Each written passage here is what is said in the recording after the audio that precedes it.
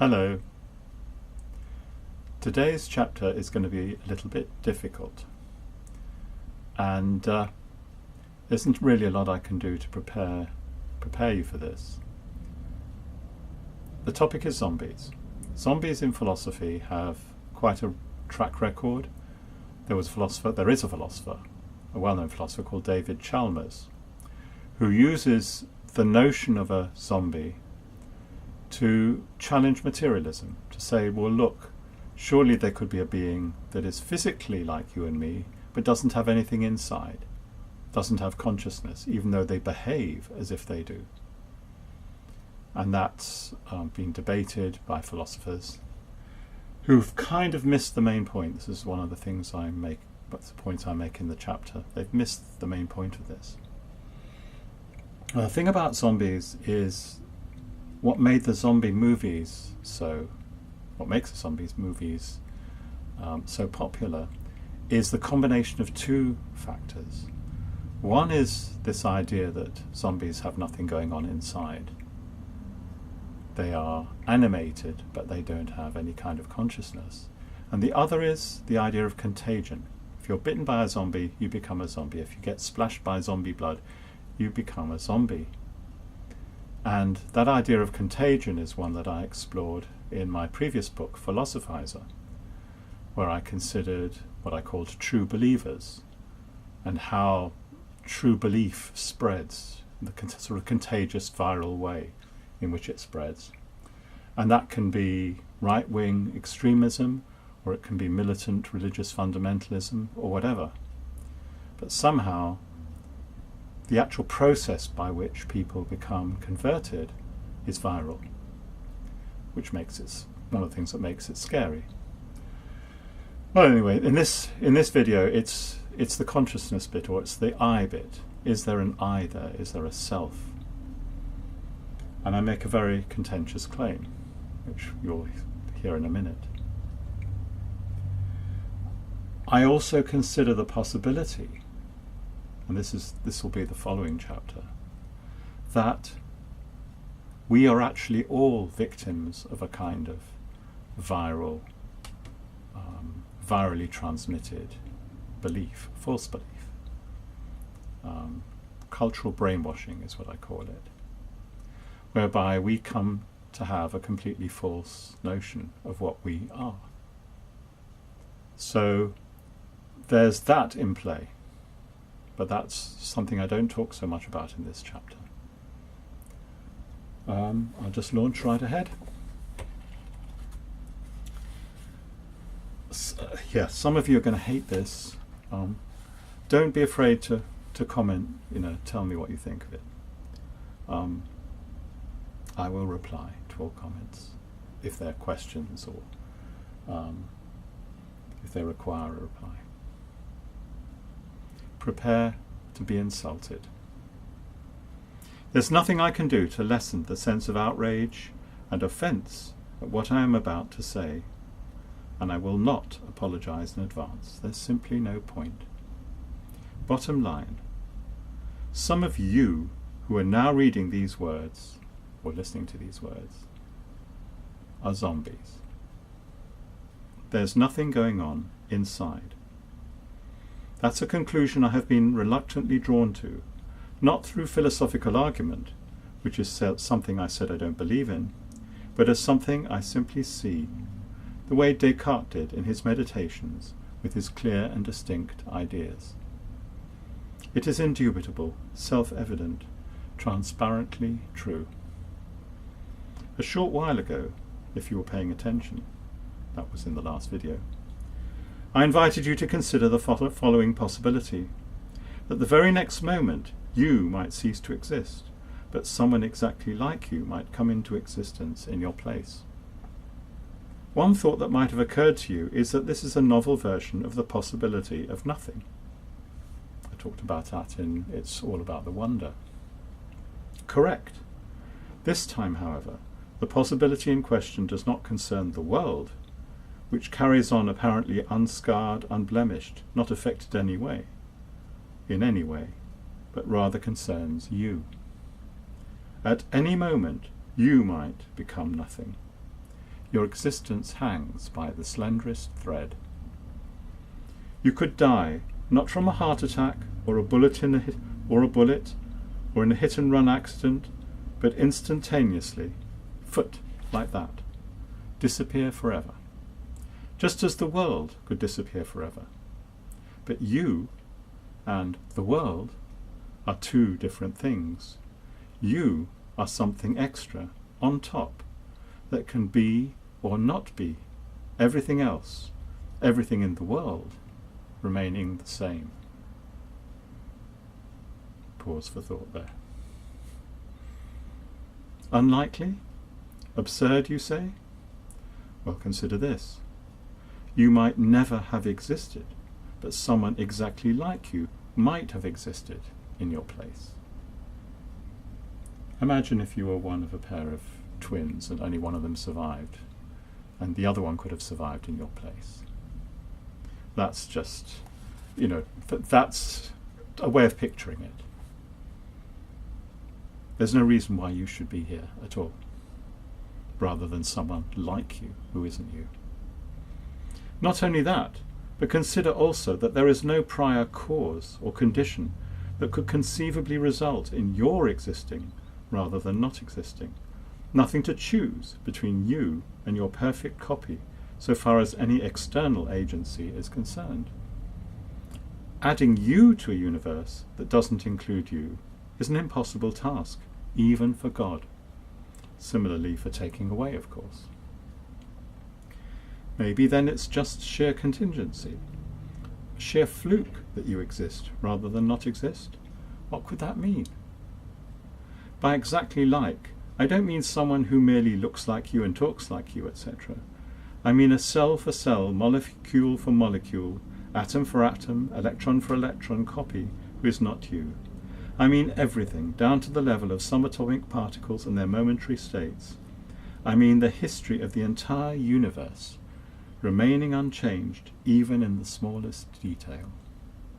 But in place of you, the thing you refer to at this moment as I, there is something, or rather someone, who is not you, a different I, just another subject of experience so far as you are concerned, as I am another subject of experience, or the President of the USA or the Pope. You don't get it? Then you need to think about this some more. I understand. I'll give you time, as much time as you need. Admittedly, the idea is not easy to digest. However, if you are absolutely, definitely sure that what I've just said makes no sense at all, and you see no possible way of ever being persuaded to change your mind, then I have to question whether you exist.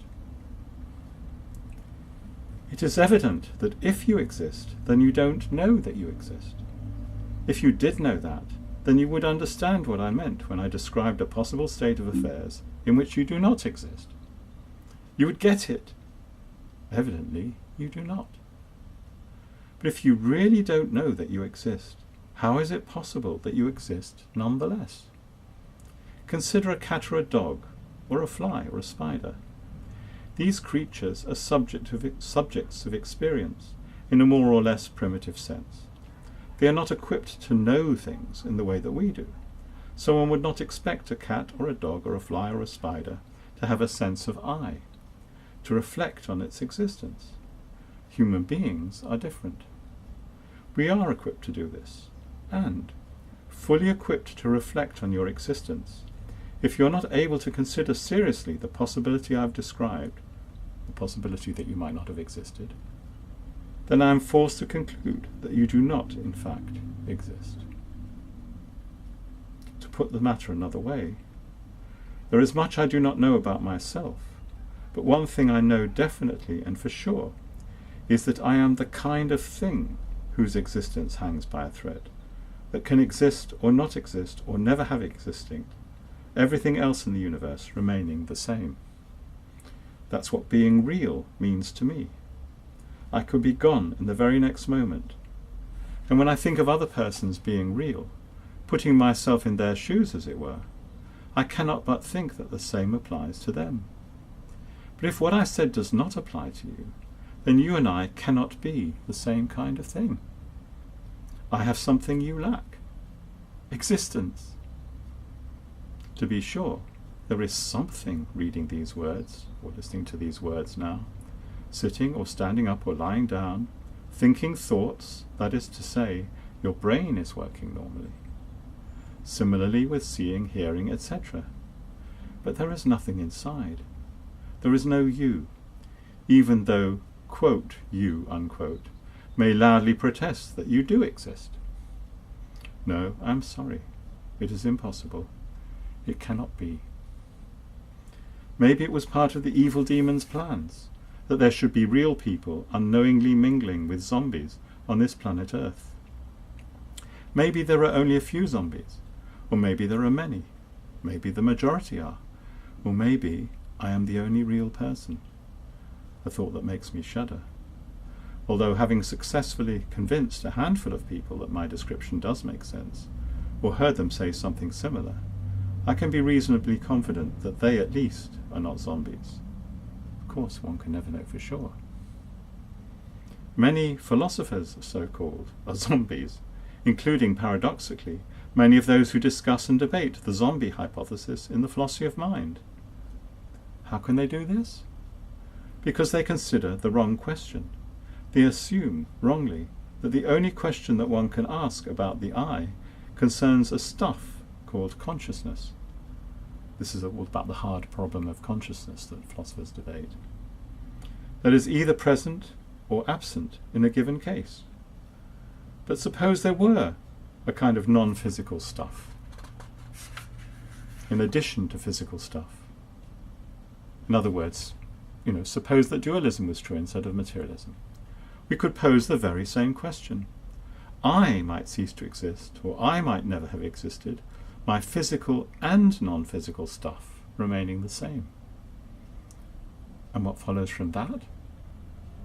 I don't know. I have no idea.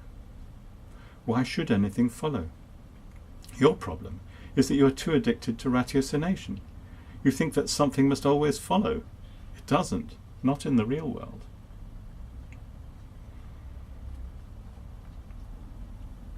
Well, what can one say about that?